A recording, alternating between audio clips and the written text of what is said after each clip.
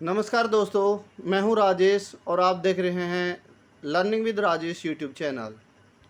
Dear student, प्यारे दोस्तों, जैसा कि मेरा विश्वास है कि आप घर पर सकुशल मंगल होंगे और आप अपने हरियाणा सेट तथा अन्य परीक्षाओं की तैयारी अच्छे से कर रहे होंगे। सबसे पहले आपको जन्माष्टमी की बहुत बहुत बधाइयाँ। भगवान कृष्णा आपके जीवन में सुख समृद्धि तथा उन्नति दे और आप अपनी प्रतियोगी परीक्षा में सफलता हासिल करें। मेरी भगवान से यही गुजारिश है, यही दुआ है और भगवान से हाथ जोड़कर विनती है। चलिए आगे बढ़ते हैं। आज हम, जैसा कि आपको पता है, हमने आधुनिक भारत में पहला टॉपिक स्टार्ट किया था, भारत में यूरोपीय कंपनियों का आगमन। इसमें हमने किस प्रकार ईस्ट इंडिया कंपनी भारत आई और उन्होंने भारत पर किस प्रकार साम्राज्य स्थापित किया, यानी उनके आगमन के बारे में हमने पढ़ा। आज हम फ्रांसीसी कंपनी के बारे में तथा उसके बाद ईस्ट इंडिया कंपनी के बंगाल पर आधिपत्य जमाने को लेकर के चर्चा करेंगे, उसके बारे में पढ़ेंगे। चलिए, फ्रांसीसी कंपनी 1664 में लुई 14वें के मंत्री, आपने कक्षा 9 में फ्रेंच रेवोल्यूशन में पढ़ा था लुई 16वां के बारे में, यानी उससे पहले 1664 में लुई 14वां के मंत्री काल्बर्ट ने फ्रेंच ईस्ट इंडिया कंपनी की स्थापना की। तो आपने कल जाते जाते ये भी पढ़ा था कि फ्रेंच ईस्ट इंडिया कंपनी की स्थापना किस वर्ष हुई? 1664 में। किसने की? आज हमने ये भी पढ़ा, जो कि एग्जाम पॉइंट ऑफ व्यू से वेरी इंपॉर्टेंट पॉइंट बनता है, काल्बर्ट ने। तो 1667 में फ्रांसीसी कैरो के नेतृत्व में, फ्रांसिस कैरो के नेतृत्व में फ्रांसीसी भारत आए। अब आपसे ये भी पूछा जाएगा किसके नेतृत्व में वे फ्रांसीसी भारत आए? आप बताएंगे फ्रांसिस कैरो के। 1668 में पहला कारखाना, फ्रांसीसी कारखाना सूरत में लगाया गया। ये वेरी वेरी इंपॉर्टेंट पॉइंट है एग्जाम पॉइंट ऑफ व्यू से। उसके बाद फ्रांसिस मार्टिन ने शेरखां लोधी से पुदुचेरी गांव लिया, जो कि वर्तमान में पांडिचेरी के नाम से जाना जाता है। अब आपसे ये भी पूछा जाएगा कि फ्रांसिस मार्टिन ने किससे पुदुचेरी गांव लिया था? आप बताएंगे शेरखां लोधी से। और यह भी पूछा जाएगा कि पांडिचेरी की स्थापना किसने की? आप बताएंगे फ्रांसिस मार्टिन ने। उसके बाद पांडिचेरी जो है वो फ्रांसीसियों का मुख्यालय बन गया। और उसके बाद डुप्ले को गवर्नर नियुक्त किया गया, फ्रांसीसी कंपनी का गवर्नर नियुक्त किया गया। और फिर डुप्ले ने अब व्यापार के साथ साथ राजनीतिक समृद्धि हासिल करना चाहिए और राजनीति में प्रवेश करने के बाद उनकी अंग्रेजों के साथ लड़ाई शुरू हुई।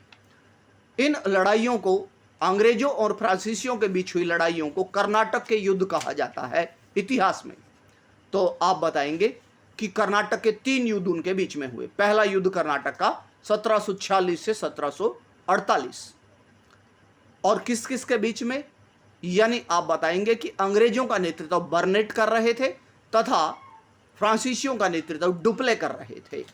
और यह युद्ध एला सेपल की संधि के तहत युद्ध समाप्त हुआ, जो कि ऑस्ट्रिया यूरोप महाद्वीप का देश है। ऑस्ट्रिया के उत्तराधिकार को लेकर के दोनों शक्तियों के बीच में यह भी मामला था, जिसको लेकर यह युद्ध लड़ा जा रहा था। और वो संधि होते ही ये युद्ध, कर्नाटक का पहला युद्ध समाप्त हो गया दोनों के बीच में।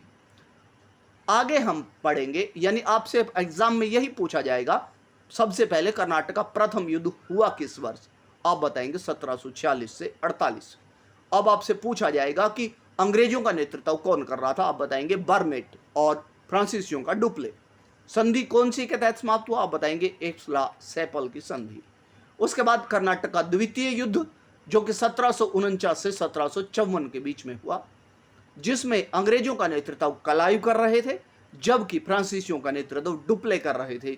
और डुप्ले की हार हुई, यानी अंग्रेजों की विजय हुई। डुप्ले की हार की वजह से डुप्ले को फ्रांस में वापस बुलाया गया और उसकी जगह अगला गवर्नर, फ्रांसीसी गवर्नर गोडेहू को भेजा गया। अब कर्नाटक का तीसरा युद्ध हुआ 1757 से 1763 के बीच में। अंग्रेजों का नेतृत्व आयरकुट कर रहे थे, जबकि फ्रांसीसियों का नेतृत्व लाली कर रहे थे। अब आप बताएंगे कि पेरिस की संधि के तहत यह युद्ध समाप्त हुआ और ये युद्ध, इस युद्ध के बीच में यानी इसके अंतर्गत ही एक और युद्ध लड़ा गया इनके बीच में, आयरकुट और लाली के बीच में, जिसे इतिहास में वाडीवास का युद्ध कहा जाता है 1760 में, जिसके तहत फ्रांसीसी हार गए और उनका भारत से प्रभुत्व समाप्त हो गया। यानी आप ये याद रखेंगे कि फ्रांसीसियों का वोश कर दिया गया था। तो आपसे इंपॉर्टेंट यही प्रश्न पूछा जाएगा, किस युद्ध में वो हार गए थे? आप बताएंगे वाडीवास के युद्ध में। अगला पॉइंट, यानी आज हमने फ्रांसीसियों के बारे में इतने तथ्य जाने, आई होप कि आपको समझ आए होंगे। आगे बढ़ते हैं। अब बंगाल पर अंग्रेजों के प्रभुत्व के बारे में जानेंगे। जैसा कि आपने एनसीईआरटी में पढ़ा है कि 17वीं 18वीं सदी में नए नए शक्तियों का उदय हुआ, नए राज्यों का उदय हुआ। आपने पढ़ा था कि बंगाल की स्थापना मुर्शिद कुली खां ने की। तो मुर्शिद कुली खां बंगाल का संस्थापक है। उनकी राजधानी उन्होंने ढाका से राजधानी मुर्शिदाबाद स्थानांतरित कर ली। उसके बाद अलवर्दी खां, मुर्शिद कुली खां की मृत्यु के बाद अलवर्दी खां बंगाल का नवाब बना, जिन्होंने अंग्रेजों का पुरजोर विरोध किया। अब आप कहेंगे कि विरोध के कारण, विरोध के वही कारण जो हमने कल पढ़ा था कि ईस्ट इंडिया कंपनी को फरमान मिला हुआ था फर्रुखसियर से कि वो बिना टैक्स के व्यापार कर सकती है, किलेबंदी कर सकती है और सिक्के ढाल सकती है, सिक्कों का प्रयोग कर सकती है।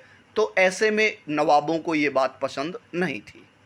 तो क्या हुआ, फिर अलवर्दी खां की मृत्यु के बाद 1756 में सिराजुद्दौला बंगाल का नवाब बना। अब आपसे एग्जाम में सबसे पहला पॉइंट पूछा जाएगा, इनमें से कौन बंगाल का नवाब नहीं था? आप ऑप्शन मिलेगा मुर्शिद कुली खां, अलवर्दी खां, सिराजुद्दौला या रॉबर्ट क्लाइव, या फिर आप बताएंगे शाह आलम द्वितीय। तो आप बताएंगे शाह आलम द्वितीय, क्योंकि वो मुगलों के उत्तरकालीन मुगलों में थे। तो चलिए आगे बढ़ते हैं। फिर क्या हुआ, कंपनी और अंग्रेजों के बीच में झगड़े के कारण क्या थे? कंपनी और अंग्रेज नहीं है यहाँ पर, यानी नवाब है यहाँ पर, नवाब, नवाब और अंग्रेजों के बीच में। अब नवाब कौन कौन से, वो आपने पढ़ा कि अलवर्दी खां हो या सिराजुद्दौला हो। नवाब और अंग्रेजों के बीच झगड़े के कारण क्या थे? सबसे पहले तो अंग्रेजों ने नवाब सिराजुद्दौला के खिलाफ षड्यंत्र स्टार्ट कर दिया था कि हम इसे राजगद्दी से हटाएंगे।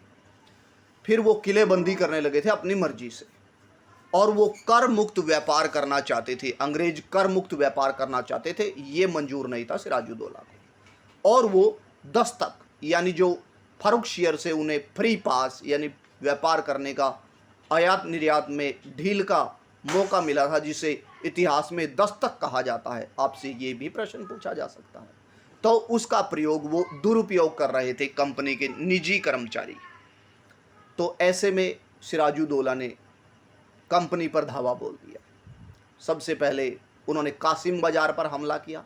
फिर 15 जून 1756 को उन्होंने कलकत्ता पर अटैक किया, जो कि कालीकाता नाम गांव था, कल हमने पढ़ा था। फिर 20 जून 1756 की घटना कई बार एग्जाम में आती है कि काल कोठरी की त्रासदी या काल कोठरी घटना जो है, ब्लैक होल ट्रेजेडी जो है, वो कब हुई एग्जाम में पूछा जाता। आप बताएंगे 20 जून 1756 को, और जिसमें 146 अंग्रेजों को नवाब सिराजुद्दौला ने काल कोठरी में बंद कर दिया, जिसमें एक अंग्रेज अधिकारी हालवेल भी थे। इनमें से कुछ ही जिंदा बच पाए थे।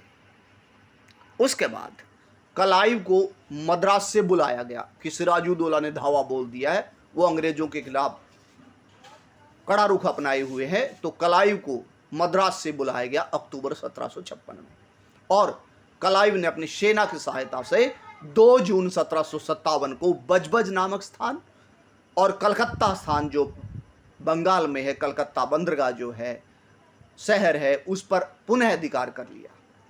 ऐसे में फिर क्या हुआ, सिराजुद्दौला को मजबूरन एक संधि करनी पड़ी क्लाइव से, अंग्रेजों से, जिसे अलीनगर की संधि कहा जाता है। आपसे यह भी पूछा जा सकता है कि अलीनगर की संधि किस वर्ष हुई, किसके बीच हुई? आप बताएंगे क्लाइव और सिराजुद्दौला के बीच हुई। कब हुई? 9 जून 1757 को। इस संधि के तहत अंग्रेजों को उन्होंने व्यापार में छूट दे दी, यानी वही टैक्स में छूट दे दी, किलेबंदी करने की छूट दे दी, हर्जाना भी भुगतना पड़ा कि वो जो अभी उन्होंने कलकत्ता पर अटैक करके जो जान माल का नुकसान किया उसका हर्जाना देना पड़ेगा। अब आगे क्या हुआ कि ऐसे में तो फिर सिराजुद्दौला चुप बैठने वालों में से नहीं थे, तो उन्होंने क्लाइव के साथ युद्ध करने की ठानी, लड़ाई करने की ठानी। तो क्लाइव के साथ भारतीय गीदड़ ही कहेंगे हम, भारतीय इसी वजह से अंग्रेज भारत में कई वर्षों तक, लगभग 200 वर्षों तक शासन करते रहे। किस वजह से? कि भारतीय कायर थे। भारत के प्रमुख मीर जाफर, राय दुर्लभ, जगत सेठ और अमी चंद, जो कि महत्वपूर्ण पदों पर थे बंगाल में और उनकी बहुत ख्याति थी, वो क्लाइव के साथ मिल गए। अब मीर जाफर इंपॉर्टेंट पॉइंट इनमें बनता है। आपसे पूछा डीपली ये भी जा सकता है कि कौन कौन मिल गए थे, लेकिन मीर जाफर वाला पॉइंट तो कई बार एग्जाम में आता है। अब मीर जाफर क्यों? क्योंकि मीर जाफर सिराजुद्दौला के सेनापति थे, लेकिन वो युद्ध में क्या हुआ? युद्ध शुरू होते ही क्लाइव की पक्ष में भाग गए, यानी वो कायर हो गए। तो मीर जाफर को अगला नवाब बनाने का निर्णय लिया अंग्रेजों ने। आपने पता कि बांटो राज करो की नीति अपनाई, जिससे वो भारत में सफल रहे। मीर जाफर को कान में कह दिया आपको नवाब बना देंगे, हमारी तरफ आ जाना, और ऐसा ही हुआ 23 जून 1757 को। अब ये वेरी वेरी इंपॉर्टेंट पॉइंट है। आपसे अब 1757 नहीं पूछा जाएगा, आपको ये भी बताना होगा 23 जून 1757 को पलासी की लड़ाई हुई। भारत के इतिहास की अंग्रेजों के साथ पहली महत्वपूर्ण लड़ाई, पलासी की लड़ाई। पलास के फूलों की वजह से, पलास एक जगह है, वहाँ पर पलास के फूल बड़े प्रसिद्ध हैं, इस वजह से बंगाल में नदिया जिले में पलासी स्थित है। और उसी जगह पर सिराजुद्दौला और क्लाइव के नेतृत्व में अंग्रेजों का युद्ध हुआ। मीर जाफर जो कि सिराज का सेनापति था, अंग्रेजों से मिला हुआ था, जिसकी वजह से सिराज हार गया। और भी कुछ नेता थे, कुछ कद्दावर सेनापति थे या फिर लड़ने वाले लड़ाकू थे जो क्लाइव के तरफ चले गए थे। कौन कौन चला गया था? तो क्लाइव का पक्ष था क्लाइव, मीर जाफर, राय दुर्लभ और यार तलीब खां, ये पक्ष था क्लाइव का। जबकि सिराजुद्दौला के पक्ष में एक छोटी सी सेना की टुकड़ी, सिराजुद्दौला और मोहनलाल और मीर मदान, इन लोगों ने सिराज के पक्ष में युद्ध किया, लेकिन मीर जाफर की कायरता की वजह से सिराजुद्दौला स्तब्ध रह गया और वो भाग खड़ा हुआ युद्ध से और उसको मार दिया गया।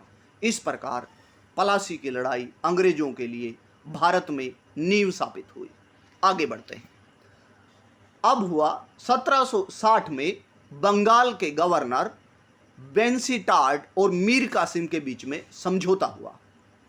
अब उन्होंने समझौता किया कि धीरे से हमें मीर जाफर को भी हटाना है। मीर जाफर हमें तंग करने लग गया है, वो हमें छूट नहीं दे रहा है। तो उन्होंने क्या किया कि मीर जाफर को हटा दिया।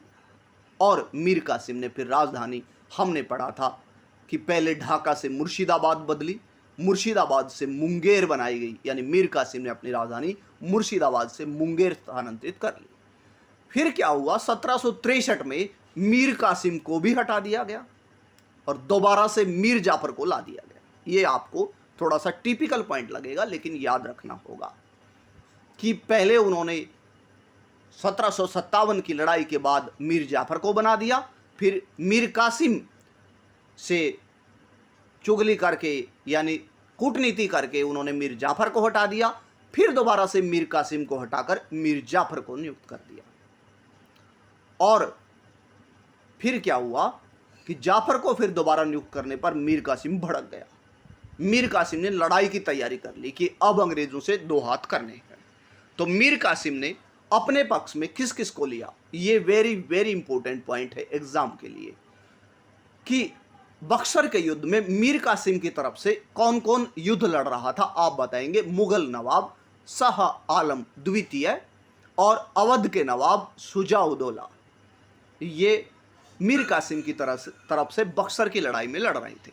अब अगला इंपॉर्टेंट पॉइंट आएगा कि बक्सर का युद्ध कब हुआ? 1764 में। आप ये भी याद रखेंगे कि 23 अक्टूबर 1764 को। किस किस के बीच में आपको पता है, अंग्रेजों के बीच में और मीर कासिम के बीच में। अंग्रेजों का नेतृत्व उनके सेनापति हेक्टर मुनरो, यानी मुनरो मैंने लिखा है, वो कर रहे थे। और इस प्रकार कासिम की हार हुई और अंग्रेजों का गढ़ पक्का हो गया बंगाल में। और अब वो पूरे भारत को कब्जाने के लिए अगली चाल चलने लगे। और अगली चाल में कल हम जानेंगे कि फिर उन्हें बंगाल की दीवानी प्राप्त हुई और दीवानी से उन्हें क्या क्या लाभ हुए, कल हम जानेंगे। आई होप कि आज का कंटेंट आपको अच्छा लगा होगा, समझ आया होगा। यदि आप मेरे यूट्यूब चैनल पर नए हैं तो please subscribe the channel, like and share also. Thank you and have a nice day. Happy Janmashtami again. जय हिंद, जय भारत।